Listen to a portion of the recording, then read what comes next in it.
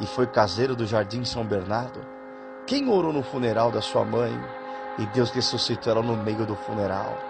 Alguém ouviu falar da irmã Maria Antônia de Votorantim, que tinha o esôfago fechado e não podia se alimentar ou tomar água e vivia pela fé? Alguém ouviu falar do irmão Francisco da Vila Remo, que Deus ressuscitou dentro do necrotério?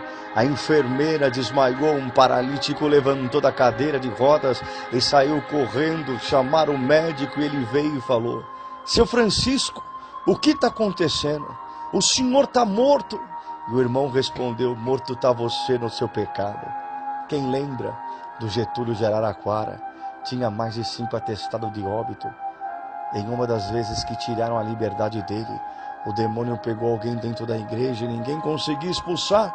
O irmão Getúlio estava sentado lá atrás e sentado mesmo falou: demônio! E o espírito parou de manifestar na mesma hora, sendo que ninguém conseguia segurá-lo. E o irmão Getúlio, tomado de Deus, sem levantar, pular ou gritar, simplesmente falou: vá embora. O espírito saiu e os mesmos irmãos que haviam acabado de tirar a liberdade do irmão Getúlio devolveram a liberdade na mesma hora. Alguém orou com a irmã Iracema de Jundiaí, ou congregou com o irmão Gilberto do Belforrim, em Perus, que lá de cima do púlpito conversava em línguas com os irmãos que estavam lá embaixo? Alguém conheceu Abner, negrão de Deus, que saiu de uma reunião de jovens de manhã no Espírito Santo e saindo da igreja de Deus mandou ele atravessar o morro e ir para a praia a pé? Ele chegou na praia, muito calor, cheio de banhista, parou a praia inteira para rir, porque ele foi indo para a água de terno e gravata e com a pasta na Bíblia debaixo do braço, entrou na água e falou: e agora, senhor? E uma voz disse para ele: entra na água e pula 3 ondas. Ele pulou 2 ondas e quando ele foi pular a terceira, perdeu o equilíbrio e caiu de cabeça dentro da água, saiu todo molhado, todo mundo rindo. Aí ele parou na frente de 3 mulheres, estavam sentados na esteira e falou: agora dá para vocês voltarem para a igreja?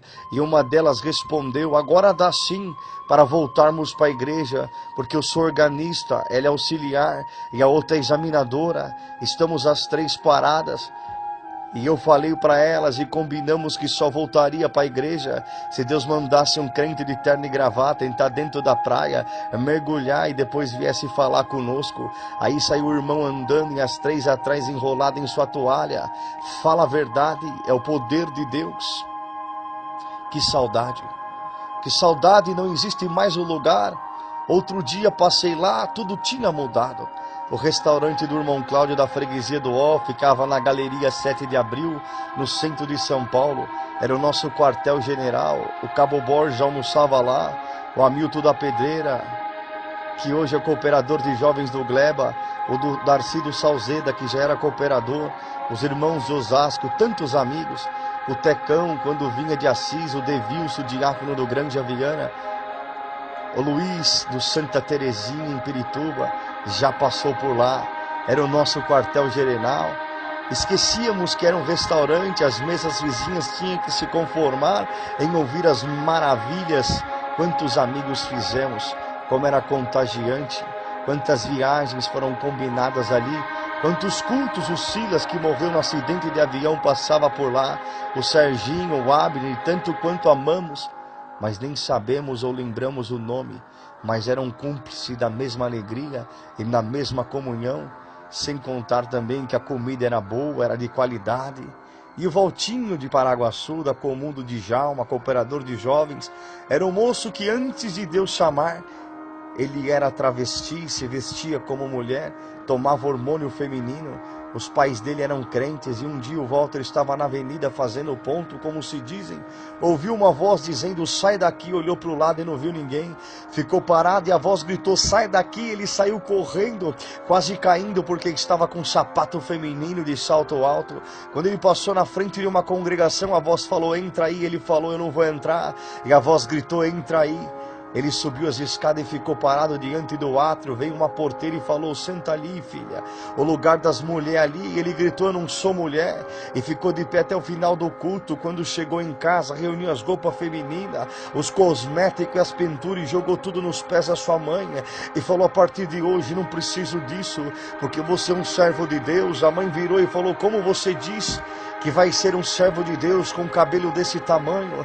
Ele respondeu: mãe, Deus começou a obra pelos meus pés e vai terminar pelos meus cabelos. Se batizou quando tinha uma semana de batizado, bateu à noite na porta do quarto dos seus pais e disse: mãe, Deus mandou te avisar para arrumar sua casa, porque dentro de uma semana ele vai vir te recolher. O pai riu e falou: uma semana apenas de batizado e já virou falso profeta? E ele disse: o que Deus me mandou falar, eu falei. Uma semana depois veio o Senhor a recolher sua mãe. O Djalma do Paraguaçu amava ele e dava toda a liberdade.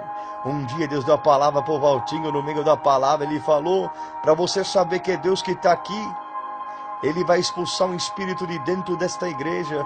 E na mesma hora uma mulher caiu endemoniada lá atrás. O Valtinho chamou o irmão Djalma. O irmão Djalma subiu no púlpito. O Valtinho foi lá atrás, pôs a mão na cabeça da mulher, expulsou o espírito.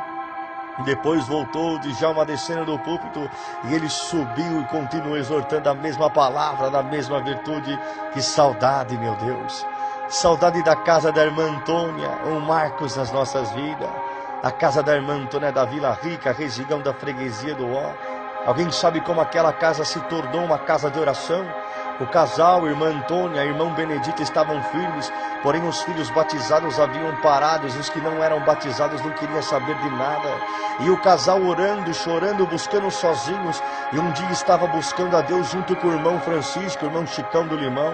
O irmão Chicão foi no meio da sala e chamou o casal. Eles vieram, ao pegar suas mãos, disse: vocês esperam a obra de Deus dentro da vossa casa, mas para Deus operar essa obra, Ele precisa quebrar os ossos. Ele pergunta: vocês estão preparados para entrar na casa de vocês e quebrar os ossos do casal?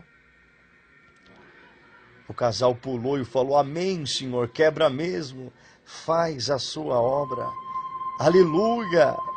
Mas eles não sabiam que o detalhe, que o casal estava na firme e na graça, achou que seriam às vezes a rebeldia da mocidade, mas aconteceu ao contrário.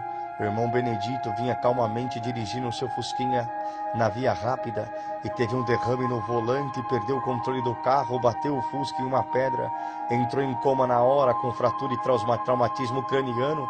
A irmã Antônia quebrou as 2 clavículas, quebrou 6 costelas e 2 costelas perfuraram seus pulmões. Ficou os 2 na UTI. O irmão Dito ficou 3 meses em coma. Os médicos disseram que nenhum dos 2 iria viver. Interessante os caminhos de Deus. Deus havia falado na boca do irmão Chicão que ia fazer a obra com a casa, teria que quebrar os ossos, e quebrou mesmo. E sabe o que aconteceu? Os filhos que estavam parados voltou a congregar e vieram crentes do dia, viraram crentes do dia para a noite, e os que não eram batizados correram